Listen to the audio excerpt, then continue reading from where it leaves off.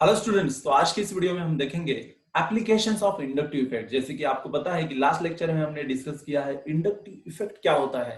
अभी उसके ऊपर प्रॉब्लम सॉल्व करने आना बहुत जरूरी है कि जब आपको पूछा जाता है कि एसिडिक स्ट्रेंथ किसका ज्यादा है, बेसिक स्ट्रेंथ किसका ज्यादा है, पीके किसका ज्यादा है, के किसका ज्यादा है, तो ये बहुत इंपॉर्टेंट पॉइंट्स होते हैं जो हमें कॉम्पिटिटिव एग्जाम के लिए पता होना जरूरी है। और उसी को हम इस हेडिंग के अंदर डाल देते हैं, एप्लीकेशंस ऑफ इंडक्टिव इफेक्ट। सो कौन से एप्लीकेशन हम देखेंगे? First is acidic and basic strength order find out करना, और दूसरी चीज है ऑर्डर ऑफ के ए, पीके, केबी, पीकेबी, ये फाइंड आउट करना। तो चलिए शुरू करते हैं हम एप्लीकेशंस। नंबर 1, एप्लीकेशंस पता होने से पहले हमें सबसे जरूरी चीज है कि ऑर्डर याद रहना। ये ऑर्डर जिसको याद नहीं है वो एप्लीकेशन सॉल्व नहीं कर सकता। तो मैं सबसे पहले आप सबको एक रिक्वेस्ट करना चाहूंगा कि ये पहले आप ऑर्डर याद कर लीजिए, तभी एप्लीकेशंस ऑफ इंडक्टिव इफेक्ट सीखना शुरू करिए। तो चलिए देखते हैं एप्लीकेशंस। इंडक्टिव इफेक्ट के एप्लीकेशन सॉल्व करने के लिए हमें दो स्टेटमेंट बहुत जरूरी होते हैं जो पता होना चाहिए। सबसे पहला है electron withdrawing group increases acidic strength and decreases basic strength. जो इलेक्ट्रॉन को विड्रॉ करने वाले ग्रुप है, माइनस आई इफेक्ट दिखाने वाले जितने भी ग्रुप है, वो एसिडिक स्ट्रेंथ बढ़ाते हैं, बेसिक स्ट्रेंथ घटाते हैं। दूसरी बात है electron donating group, that is plus I effect दिखाने वाले group, decreases acidic strength and increases basic strength. अगर ये दो स्टेटमेंट आपको याद हो गए तो आपको इंडक्टिव इफेक्ट में डिफिकल्टी नहीं आएगी। एक तो आपका ऑर्डर याद होना चाहिए और ये दो स्टेटमेंट इनका अप्लाई करने आ गया तो इंडक्टिव इफेक्ट के एप्लीकेशन में आपको डिफिकल्टी नहीं आएगी। तो अगर क्वेश्चन आ गया एग्जाम में, क्वेश्चन किस तरह से आते हैं? क्वेश्चन होता है कुछ इस तरह से, find acidic strength order of given carboxylic acid. तो यहाँ पे 4 कार्बोक्सिलिक एसिड आपको दिए हुए हैं और पूछा गया है कि इसके अंदर कौन ज्यादा एसिडिक है और कौन कम एसिडिक है, इसका ऑर्डर लगा दो। तो फिर बहुत सिंपल चीज है, अभी अभी हमने जो स्टेटमेंट देखा है उसके हिसाब से देखिए, electron withdrawing group increases acidic strength, electron donating group decreases acidic strength. तो यहाँ पे सबसे पहले कॉमन क्या है वो देख लीजिए। यहाँ पे COH है, यहाँ पे भी COH है, यहाँ पे भी COH है और यहाँ पे भी COH है। This is common thing in this all 4 compound, right? तो हम यहाँ पे बोल सकते हैं कि यहाँ पे H ग्रुप लगा हुआ है, यहाँ पे CH3, यहाँ पे CH3CH2 और यहाँ पे CH3CH3। जैसे कि इसको हाइड्रोजन बोलेंगे, इसको मिथाइल ग्रुप बोलेंगे, इसको इथाइल ग्रुप बोलेंगे और इसको आइसोप्रोपिल ग्रुप बोलेंगे। अगर हम थोड़ा पीछे जाते हैं, यहाँ पे अगर आप देखेंगे तो कहाँ पे है हाइड्रोजन ग्रुप? यहाँ पे है, मिथाइल यहाँ पे है, इथाइल यहाँ पे और आइसोप्रोपिल यहाँ पे। सबसे ज्यादा इलेक्ट्रॉन डोनेशन पावर किसका हो गया? आइसोप्रोपिल, उससे कम इथाइल, उससे कम मिथाइल, उससे कम हाइड्रोजन। तो चलिए अभी नेक्स्ट प्रॉब्लम सॉल्व करना हमारे लिए डिफिकल्ट नहीं रहा है, because electron donating group increases basic strength. सबसे ज्यादा बेसिक स्ट्रेंथ इसका रहेगा, उससे कम इसका रहेगा, उससे कम इसका रहेगा, इससे कम इसका रहेगा। मीन सबसे ज्यादा एसिडिक कौन हो गया?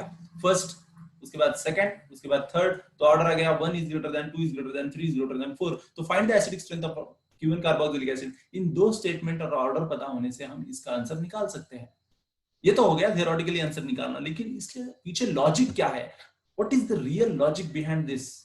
तो उसको देखने के लिए हमें ये बहुत important statement, that is stronger acid has weaker conjugate base. क्या बोला हमने? सबसे स्ट्रॉन्गर एसिड जो होता है उसका वीकेस्ट कॉन्जुगेट बेस होता है, मींस उसका कॉन्जुगेट बेस सबसे ज्यादा स्टेबल होता है। अभी यहाँ पे सबसे ज्यादा स्ट्रॉन्गर एसिड कौन है? ये है। तो इसका मतलब इसका कॉन्जुगेट बेस सबसे ज्यादा वीकेस्ट होना चाहिए और सबसे ज्यादा स्टेबल होना चाहिए। तो चलिए देखते हैं नेक्स्ट।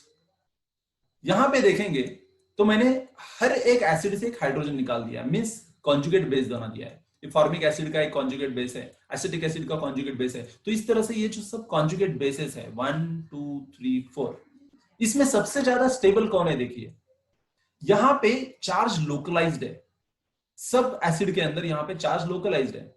जब चार्ज लोकलाइज होता है तो कंपाउंड अनस्टेबल बनता है, जब चार्ज डीलोकलाइज होता है तो कंपाउंड स्टेबल बनता है। तो जैसे कि आप यहां पे देख सकते हैं इस कंपाउंड के अंदर यहां पे चार्ज लोकलाइज था, लेकिन यहां पे इलेक्ट्रॉन विड्रॉइंग ग्रुप जब लग जाता है तो चार्ज खींचा जाता है, it pools electron towards itself. तो ये फिर चार्ज यहां पे डीलोकलाइज होने लगेगा, राइट? जब ये चार्ज डीलोकलाइज हो जाता है तो electron density on oxygen gets decreased. So means electron density on oxygen atom decreases, stabilizing the conjugate base.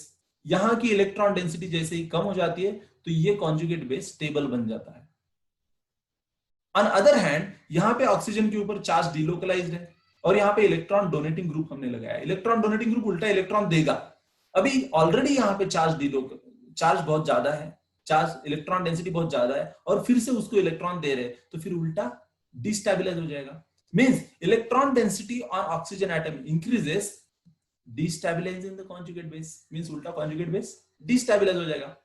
तो यहां पे इलेक्ट्रॉन डोनेटिंग ग्रुप लगा हुआ है जो इलेक्ट्रॉन बहुत ज्यादा दे रहा है। ऑलरेडी यहां पे इलेक्ट्रॉन डेंसिटी बहुत ज्यादा थी, ये इलेक्ट्रॉन बहुत ज्यादा दे रहा है, मींस सबसे ज्यादा डिस्टेबलाइज्ड ये कंपाउंड है, सबसे ज्यादा अनस्टेबल कंपाउंड है। उससे कम अनस्टेबल ये है, उससे कम अनस्टेबल ये है और सबसे लेस अनस्टेबल ये है। इसका मतलब highly acidic compound is 1, then 2, then 3, then 4। ये सबसे ज्यादा एसिडिक कंपाउंड है बिकॉज इसका कॉन्जुगेट बेस सबसे ज्यादा वीक है और सबसे ज्यादा स्टेबल है। राइट? तो अभी चलते हैं नेक्स्ट, इसका आंसर देखेंगे। So the find acidic strength order of carboxylic acid हम बोल सकते हैं formic acid is highly acidic than acetic acid, then propionic acid, then 2 methyl propionic acid. तो इस तरह से इसका ऑर्डर आएगा, 1 is greater than, 2 is greater than, 3 is greater than 4। तो अगर आपको ये समझा है तो हम इसके काफी सारे और भी एग्जांपल्स देख सकते हैं, टेकिंग सम केसेस। इनके अंदर बहुत ज्यादा कॉम्प्लेक्सिटीज होते हैं, उनको हम एक टेबल में डाल देते हैं। जैसे कि on the basis of electron withdrawing group, अगर वो इलेक्ट्रॉन विड्रॉइंग ग्रुप का नेचर सेम है, नंबर भी सेम है और पोजीशन डिफरेंट है, तो ये हो गया पहला केस। दूसरा केस हम देखेंगे, इलेक्ट्रॉन विड्रॉइंग ग्रुप का नेचर सेम रहेगा लेकिन नंबर अलग अलग रहेगा और पोजीशन सेम रहेंगे। और तीसरा केस हम देखेंगे, नेचर डिफरेंट रहेगा, नंबर सेम रहेंगे और पोजीशन सेम रहेगा। तो चलिए 1 बाय 1 शुरू करते हैं। सबसे पहले हम शुरू करेंगे presence of electron withdrawing group having same nature, same number but different position. जैसे कि यहां पे कौन सा इलेक्ट्रॉन विड्रॉइंग ग्रुप है? Chlorine, chlorine, chlorine. Same nature है क्यों, तो क्लोरीन ही है सब। सेम इन नंबर, एक ही क्लोरीन लगा हुआ है सब कंपाउंड के अंदर, बट डिफरेंट पोजीशन। यहां पे पहले अल्फा कार्बन पे Cl लगा हुआ है, यहां पे बीटा कार्बन पे Cl लगा हुआ है और यहां पे गामा कार्बन पे Cl लगा हुआ है। इसका मतलब पोजीशन अलग है। तो पोजीशन अलग होने से क्या हो रहा है? यस, यहां पे inductive effect is a distance effect, हमने सीखा हुआ है। जैसे जैसे हम पोलराइजिंग ग्रुप से दूर जाते हैं वैसे वैसे इंडक्टिव इफेक्ट कम कम होते जाता है। राइट? तो यहां पे अल्फा कार्बन के ऊपर जब इलेक्ट्रॉन विड्रॉइंग ग्रुप है तो बहुत ज्यादा इलेक्ट्रॉन ही खींचेगा, जब बीटा कार्बन के ऊपर जाएगा तो थोड़ा कम इलेक्ट्रॉन खींचेगा और जब गामा पे जाएगा तो और कम खींचेगा। सो हम बोल सकते हैं closer is the electron withdrawing group to the carboxylate group, better is the stabilisation. जितना नजदीक होगा उतना ज्यादा स्टेबिलिटी बढ़ाएगा। क्यों, तो यहाँ पे जो कॉन्जुगेट बेस डेवलप हो जाएगा O माइनस, जब इस H को रिमूव कर देंगे सब तरफ से तो यहाँ पे O माइनस डेवलप हो जाएगा। तो फिर ये जो कॉन्जुगेट बेस है यहां से ये जो लोकलाइज चार्ज है इसको खींचने में ज्यादा मदद करेगा ये Cl, जितना ज्यादा नजदीक रहेगा। Closer is the electron withdrawing group, जितना ज्यादा एक इलेक्ट्रॉन विड्रॉइंग ग्रुप नजदीक रहेगा उतना ज्यादा इलेक्ट्रॉन को खींचेगा और ये ज्यादा से ज्यादा स्टेबल बनेगा। Closer is the electron withdrawing group to the carboxylate group, better is the stabilization of conjugate base, hence stronger is the acid। तो मींस जो जितना नजदीक इलेक्ट्रॉन विड्रॉइंग ग्रुप रहेगा उतना ज्यादा वो स्टेबल बनाएगा। सो 1 is greater than 2 is greater than 3। So hope this is clear। We will go to the next example, next case, that is presence of electron withdrawing group having same nature, means same nature रहेगा यहाँ पे भी electron withdrawing group का, जैसे कि Cl Cl Cl सब atom में वही है। सेम पोजीशन, तीनों भी अल्फा कार्बन पे ही है, alpha carbon alpha carbon alpha carbon, but different in number. यहाँ पे पहले में देखिए 0 इलेक्ट्रॉन विड्रॉइंग ग्रुप है, यहाँ पे 1 इलेक्ट्रॉन विड्रॉइंग ग्रुप है, यहाँ पे 2 इलेक्ट्रॉन विड्रॉइंग ग्रुप है, यहाँ पे 3 इलेक्ट्रॉन विड्रॉइंग ग्रुप है। तो नंबर चेंज हो गया। यहाँ पे तो रेफरेंस बोलेंगे हम इसको। तो definitely electron withdrawing power of this 3 chlorine will be the highest. ये सबसे ज्यादा इलेक्ट्रॉन विड्रॉ करेंगे, उससे कम ये 2 इलेक्ट्रॉन विड्रॉ कर पाएंगे, उससे कम ये 1 क्लोरीन एटम इलेक्ट्रॉन विड्रॉ कर पाएगा। यहाँ पे तो रेफरेंस है।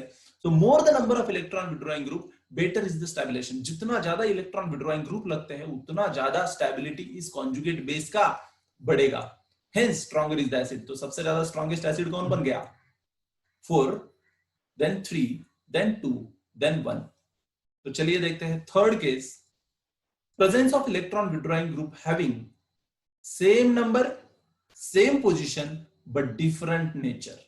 जैसे कि हमने ऑर्डर में देखा हुआ है, डिफरेंट डिफरेंट नेचर्स की ऑर्डर हमने देखी हुई है पहले ही।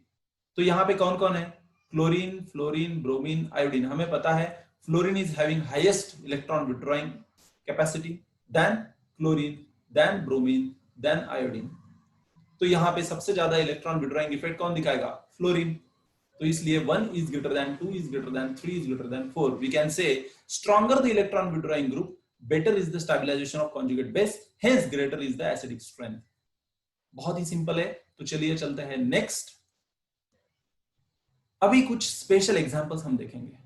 यहां पे आप ऑब्जर्व कर सकते हैं कि ये है common COH, COH, COH and COH। यहां पे अलग ग्रुप क्या है, ये है इथाइल ग्रुप, ये है विनाइल ग्रुप, यहां पे है इथाइनिल ग्रुप और यहां पे है फिनाइल ग्रुप।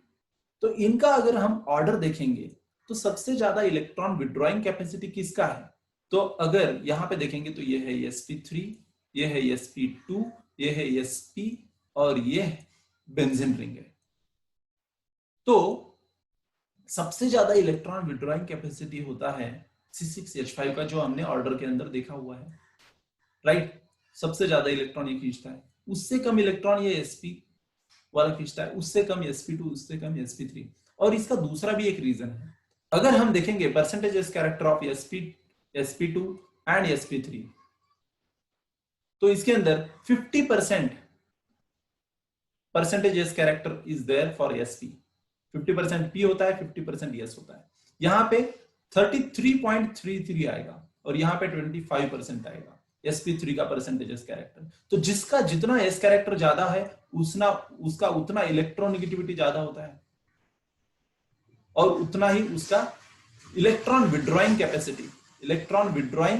कैपेसिटी उतना ही ज्यादा होता है। तो एसिडिक स्ट्रेंथ भी उतना ही ज्यादा है उसका। सो मींस सबसे ज्यादा s कैरेक्टर sp का है, उसके बाद sp2 का है, उसके बाद sp3 का है। तो इलेक्ट्रॉन विड्रॉइंग कैपेसिटी भी ज्यादा sp की है, उसके बाद sp2 की है, उसके बाद sp3 की है। तो सबसे ज्यादा स्ट्रॉन्गर ग्रुप कौन बन गया यहाँ पे, 4, उसके बाद 3, उसके बाद 2, उसके बाद 1। अगर आप इस पर्टिकुलर स्ट्रक्चर के अंदर ऑब्जर्व करेंगे तो यहाँ पे हमें पूछा गया है basic strength of following compound. तो यहाँ पे NH2 है जो इलेक्ट्रॉन डोनेटिंग ग्रुप है दोनों भी तरफ, लेकिन यहाँ पे जो नीचे देखेंगे आप तो यहाँ पे साइक्लोहेक्सिल ग्रुप लगा हुआ है और यहाँ पे फिनाइल ग्रुप लगा हुआ है। Phenyl group has more electron withdrawing capacity than cyclohexyl. Cyclohexyl group उल्टा इलेक्ट्रॉन डोनेट करता है, ये इलेक्ट्रॉन को डोनेट कर रहा है, ये इलेक्ट्रॉन को खींच रहा है। तो जो डोनेटिंग करता है उसका बेसिक कैरेक्टर ज्यादा होता है। तो इन दोनों क्वेश्चन के आंसर हम एक समरी में यहाँ पे देख सकते हैं। Because of -I effect of C6H5 it is highly acidic than third, than second, than first, and because of +I effect of this cyclohexyl group it is highly basic, so 1 is greater than 2। तो इस तरह से हमें ये problem solve करने होते हैं जो एसिडिक और बेसिक स्ट्रेंथ के। तो अभी देखते हैं हम order of Ka, pKa, Kb, pKb। तो स्ट्रेंथ ऑफ एसिड, यहाँ पे एक फॉर्मूला आप याद रखना, strength of acid is directly proportional to Ka and inversely proportional to pKa. Similarly, inversely proportional to the Kb of conjugate base and directly proportional to pKb of its conjugate base. ये अगर formula आपको याद रहेगा तो ये problem solve करना आपके लिए डिफिकल्ट नहीं है। अगर आपको एग्जाम में क्वेश्चन आ जाता है find Ka value of given carboxylic acid, ये जो कार्बोक्सिलिक एसिड आपको दिया हुआ है इसका Ka वैल्यू फाइंड आउट करो। यहाँ पे क्या बोला है, strength of acid is directly proportional to Ka। हमको पता है सबसे ज्यादा स्ट्रॉन्गेस्ट एसिड इन चारों में कौन है, अभी हमने फाइंड आउट किया था। तो इलेक्ट्रॉन विड्रॉइंग ग्रुप जहां पे भी लगा हुआ रहता है वो सबसे ज्यादा स्ट्रॉन्ग एसिडिक नेचर दिखाता है। तो यहाँ पे सबसे ज्यादा बड़ा इलेक्ट्रॉन डोनेटिंग ग्रुप है, उससे छोटा इलेक्ट्रॉन डोनेटिंग ग्रुप यहाँ पे, उससे छोटा इलेक्ट्रॉन डोनेटिंग ग्रुप यहाँ पे तो इलेक्ट्रॉन डोनेटिंग ग्रुप ही नहीं है, रेफरेंस है। तो ये सबसे ज्यादा स्ट्रॉन्गेस्ट एसिड हो गया। Ka is directly proportional to strength of acid, तो 1 is greater than 2, 2 is greater than 3, 3 is greater than 4। This is very simple। Okay, तो इस तरह से आपको order of Ka, pKa, Kb, pKb निकालने आना चाहिए। सो लाइक करिए, शेयर करिए, सब्सक्राइब करिए। Thank you very much.